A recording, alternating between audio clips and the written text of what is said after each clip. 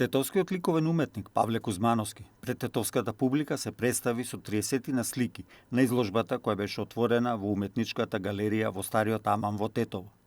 Изложбата всушност представува само еден мал дел од ликовниот опус на Кузмановски, кој пошироко ќе биде представен на една голема изложба во Скопје во рамките на одбележувањето на 80 годишнината од неговото раѓање.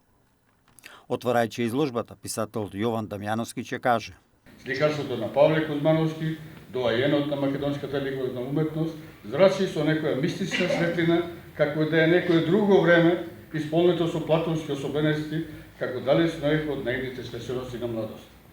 Пред големиот број присутни љубители на уметноста се обрати и авторот, сликарот Павле Кузмановски. Ова е моја треќа изложба овде во ова бања, Стариот турски Аман, уметничка галерија Тетово. Првата изложба ја направи 1967 година,